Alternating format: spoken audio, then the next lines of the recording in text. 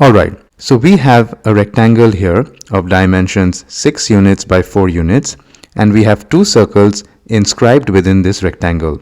One small circle with radius small r and one big circle, and we are required to find out the radius of the small circle. To do this, let's draw the radius of the big circle and label it as capital R. Now we know that this side of the rectangle has 4 units of dimension, which means the diameter of this big circle is also equal to 4, which means the value of capital R, which is the radius of the big circle, must be equal to 2. Next, let's join the centers of the two circles with this dashed line. Let's also draw a line parallel to the base of the rectangle, shown in green over here, to form this right angle triangle. Next, let's try to derive some relationships. If we consider this distance, which is nothing but the radius of the big circle, which we established as r equals 2, then this distance must also be equal to 2. Then this distance right here, the value of which is still unknown, let's call it small d.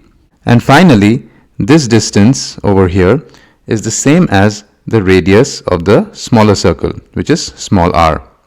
Now we have a relationship which is 2 plus small d plus small r must be equal to the length of the side of the rectangle, which is 6, which means r plus d must be equal to 4, d must be equals to 4 minus r.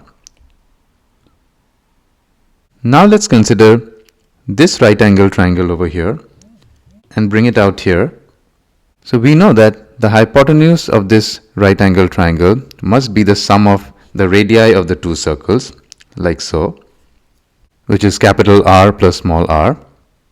The distance here must be equal to capital R minus small r, and the length of the base must be d units, which we do not know at this stage. So using the Pythagoras theorem, we can write, and replacing the value of capital R as 2, we write, on simplifying further, this becomes 4 plus r square plus 4 times r equals 4 plus r square minus 4 times r plus d square. The 4 gets cancelled out from both sides, and the r square terms also get cancelled out from both sides. On simplifying, we have 8 times r equals d square, or r equals d square by 8. So this is the second relationship that we have.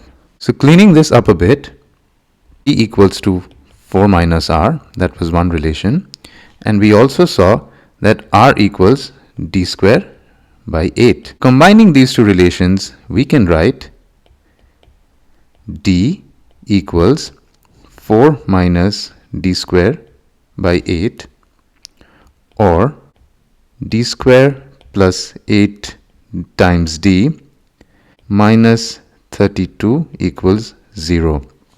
Now this is a quadratic equation that we must solve.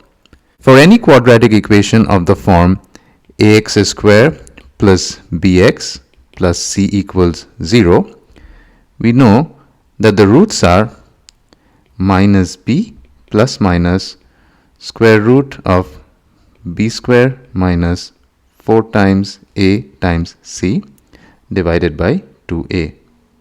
Now replacing the value of the coefficients from this equation, we get the value of d, which can be calculated as d equals minus b, which is minus 8, plus minus root over of b square, which is 8 square 64, minus 4 times a is 1 and c is minus 32 divided by 2 times a, which is 1, which is minus 8 plus minus root over of 64 plus 128 divided by 2, which is minus 8 plus minus root over of 192 by 2. Now since d is a distance, it must be positive. It cannot be negative. So the value of d must be the value of minus 8 plus square root of 192 by 2. Simplifying, we get minus 8 plus 8 root 3 by 2.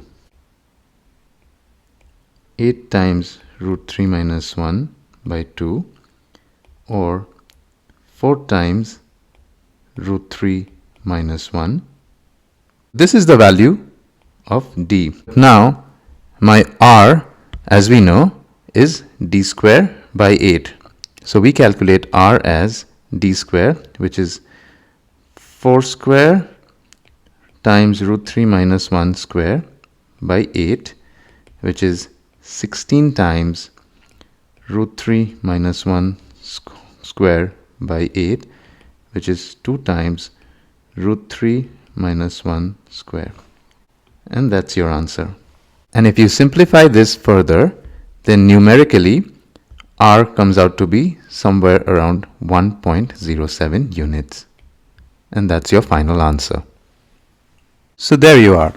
The value of r equals 2 times root 3 minus 1 whole square, which is roughly equals to 1.07 units.